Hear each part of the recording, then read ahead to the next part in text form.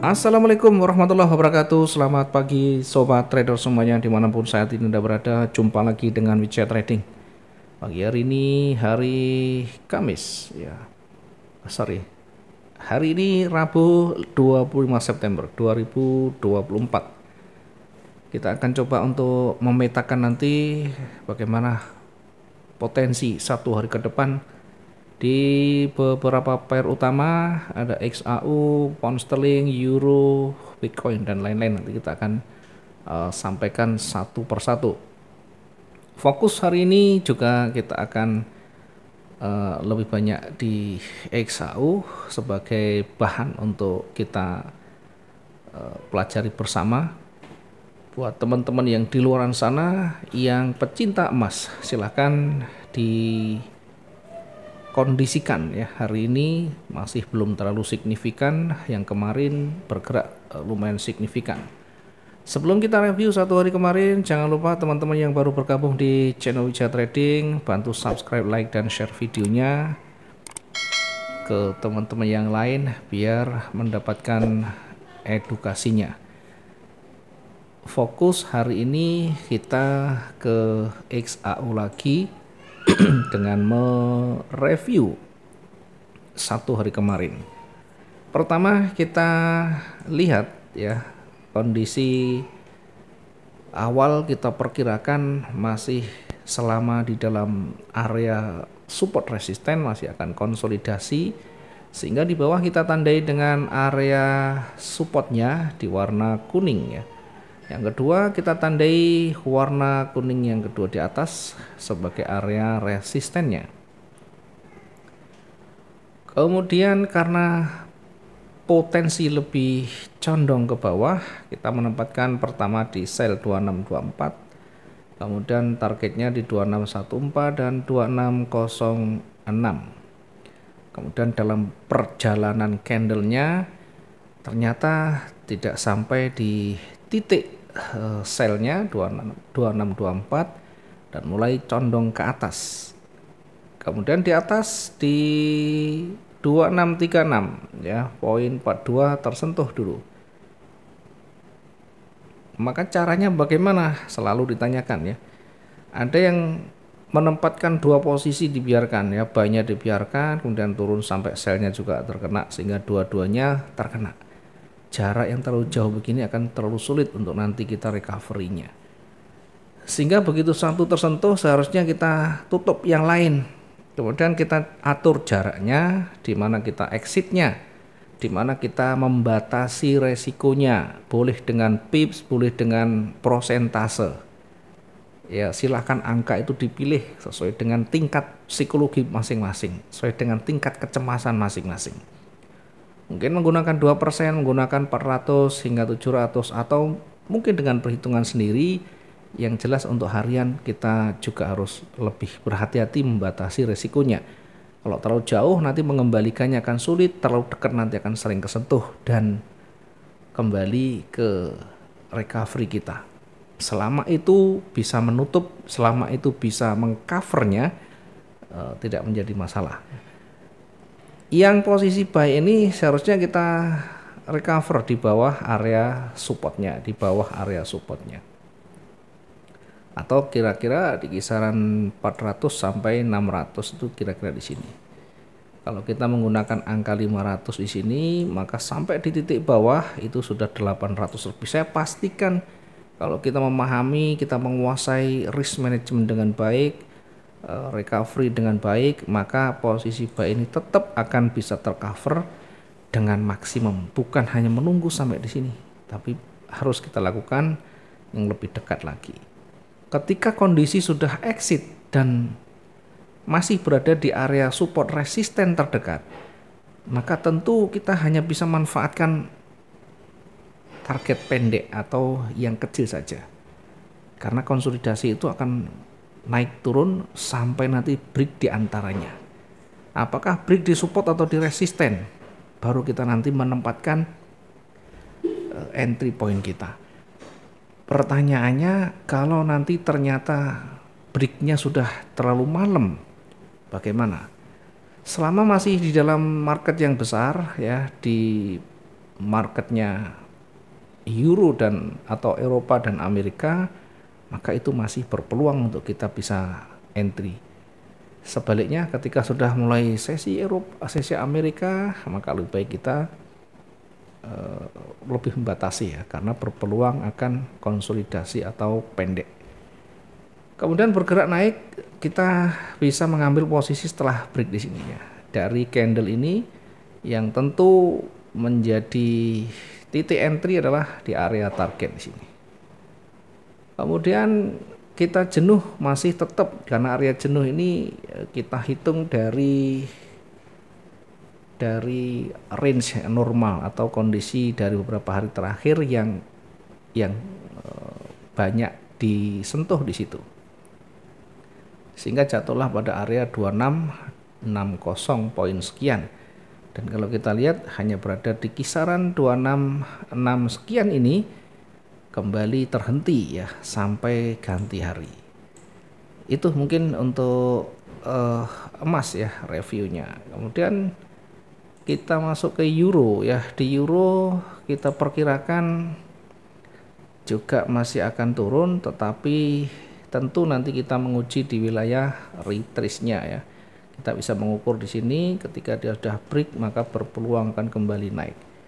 Di posisi bawah sell kita tempatkan di 1.1099 dan ini tidak sampai tersentuh di sana. Kemudian berbalik naik sampai di target yang kedua. Bahkan setelahnya masih cukup panjang ya. Kita tidak menghitung sampai di sana. Paling penting adalah target sudah terpenuhi ya.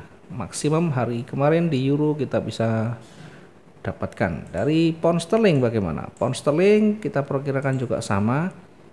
Di atas kita tandai dengan resisten ya. Ternyata ketika turun hanya tersentuh saja, kembali bergerak naik, ditutup berada di jajaran baris naik, maka tentu menjadi pertimbangan ya, ketika ditutup jauh lebih tinggi dengan rejeksi yang signifikan di sana, kita bisa mempersiapkan recovery antara 80 sampai 100 dari titik entry-nya, sehingga dipastikan kalaupun hanya naik sampai di resisten bisa mengcover dari posisi sell-nya. Kemudian setelah break yang signifikan kita bisa menempatkan posisi kembali baik di sesudah break atau mungkin retest-nya. Ada retest kecil di sini ya, dari break kemudian akan mencoba retest.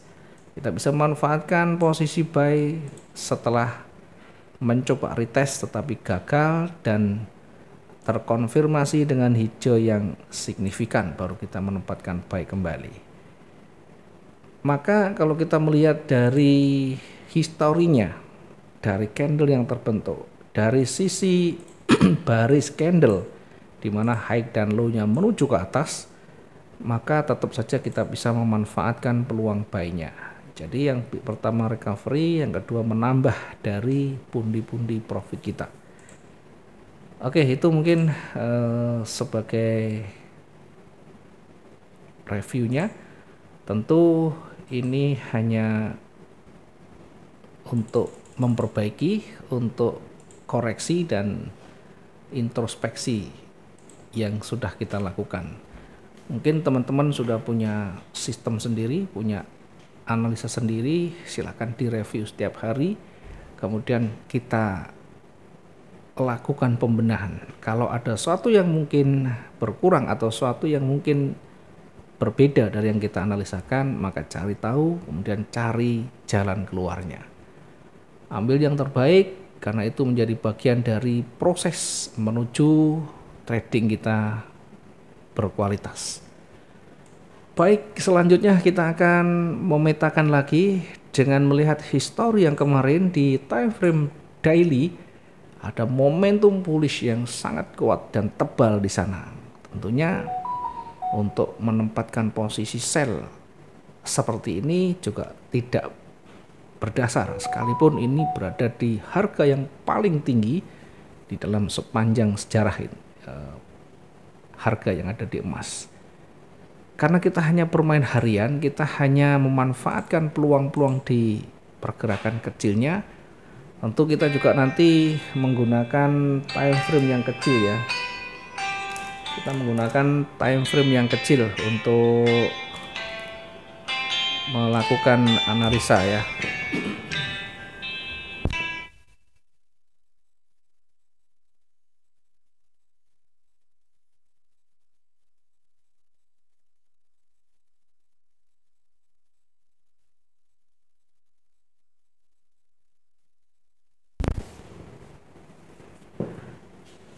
Oke, kita kembali lanjutkan untuk di time frame H4. Di time frame H4 kita lihat di sana ada penurunan kekuatan dari bullish, ada rejeksi di ujungnya, setidaknya menjadi petunjuk awal bahwa kekuatan bullish sementara akan terhenti dan akan koreksi. Dari struktur memang ke arah tren naik, tetapi tentu tidak serta-merta semuanya terus bergerak naik ya. Ada koreksi kecil yang nanti kita bisa manfaatkan, yang bisa kita tunggu hingga ada petunjuk yang lebih signifikan.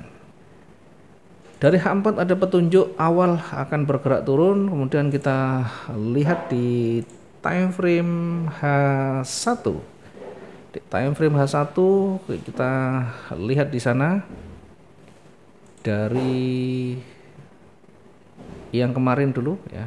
Dari yang kemarin bergerak kuat naik, kemudian mulai terhenti di sana. Ada sedikit merah.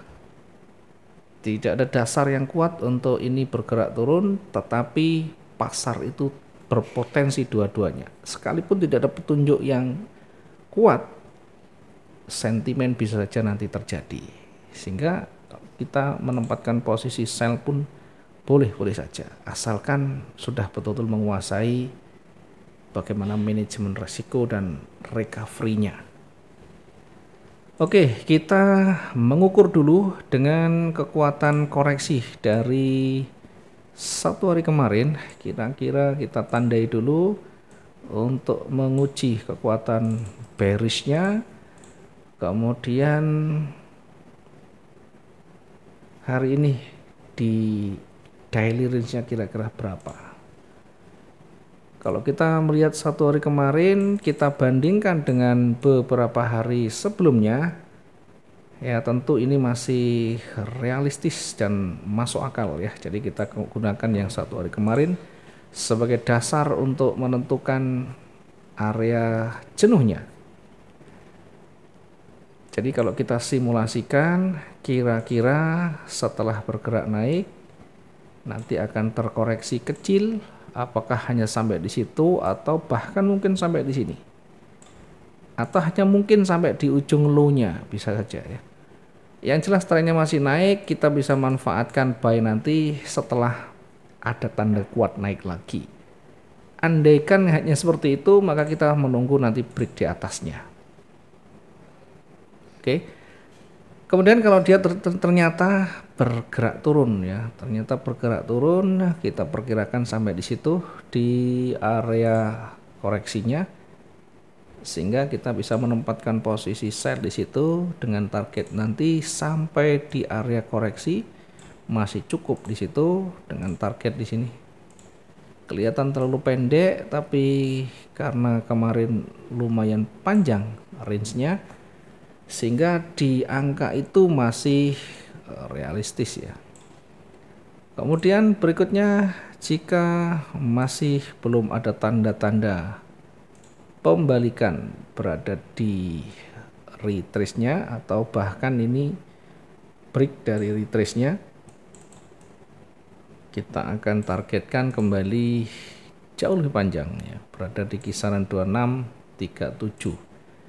Jadi kita tempatkan di sini sell-nya di 2650.86.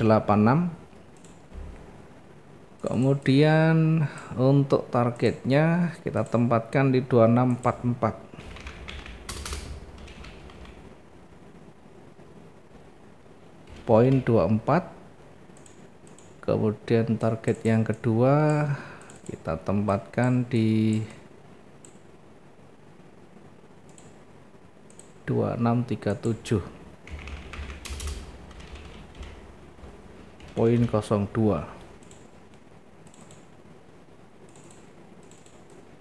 Oke, kemudian untuk area jenuh sekali lagi kita tempatkan jenuh jualnya di kisaran 2625. Ini menjadi titik area titik balik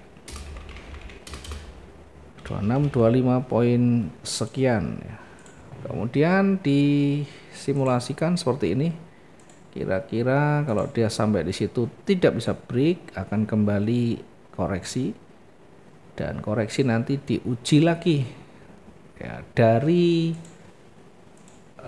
ujung kiri ke bawah itu dimana kira-kira lebih dari 50%-nya. Kemudian jika tidak bisa break lagi maka akan kembali bergerak naik. Jadi nanti kita menguji seperti ini.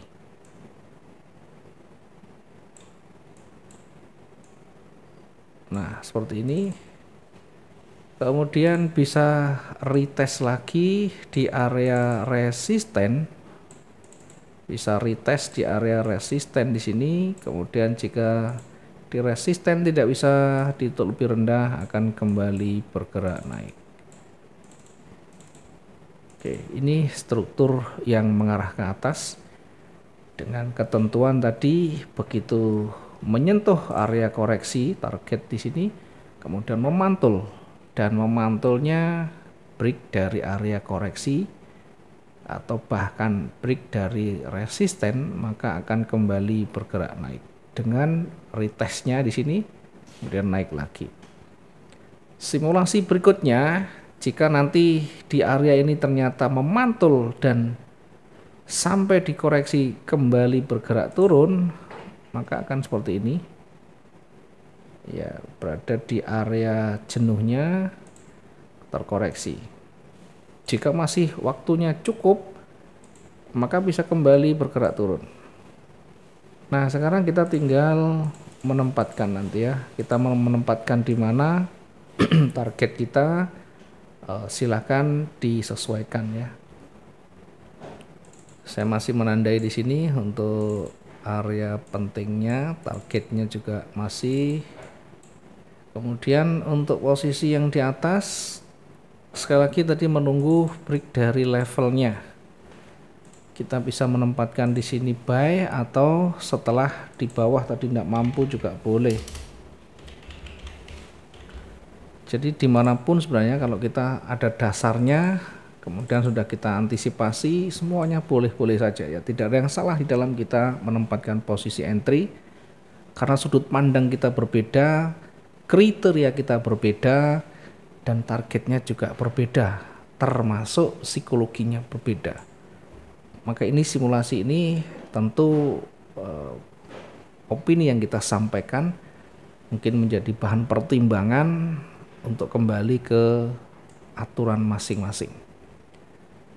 Di posisi atas buy-nya kita tempatkan 2667.15 dengan target yang cukup realistis di 2674. 2674 ini target yang realistis. 2674.37. Di area ini sekali lagi tidak ada tanda-tanda pembalikan. Momentum masih kuat, belum ada tanda-tanda reversal, maka bisa jadi akan kembali bergerak naik. Kita tandai lagi di atasnya sebagai area yang kedua targetnya, yakni di 26481. 2681.65. Kenapa emas terus bergerak naik ya? Bahkan di hari-hari sebelumnya, jauh sebelumnya kita sudah buatkan analisanya ya, karena kondisi global tidak bisa hanya melihat dari sisi sederhananya, tapi kondisi global yang betul-betul mempengaruhi akan kondisi emas menjadi safe haven yang lebih aman dibanding dengan mata uang yang lain atau dengan instrumen yang lain. Mungkin ada sebagian yang memilih kripto sebagai aset untuk safe havennya, tapi yang paling tua, yang paling diyakini sampai saat ini adalah gold atau emas. Sehingga jangka panjangnya potensial untuk kita menempatkan posisi buy-nya. Mungkin itu yang bisa kita analisakan ya. Selebihnya untuk area jenuh beli, kita nanti akan perkirakan hingga berada di kisaran 2695. Ini untuk area jenuh belinya 2695 poin sekian. Silakan nanti diuji ketika market sudah mulai bergerak ya, candle sudah mulai terbentuk struktur yang baru, yang tentunya nanti kita bisa lihat ya, apakah di jam siang, jam sore atau jam malam. Yang paling penting kita lihat bagaimana karakteristik candle yang terbentuk. Apakah didominasi kembali oleh bullish atau bearish? Kembali nanti kita lihat ya setelah terbentuk candle-candle yang baru yang berpengaruh signifikan. Terima kasih, mohon maaf kalau ada kurangnya. Untuk yang pair lain nanti kita akan sampaikan menyusul ya, kita akan kirim ke grupnya aja. Terima kasih, selamat pagi, assalamualaikum warahmatullahi wabarakatuh, salam profit 2 arah.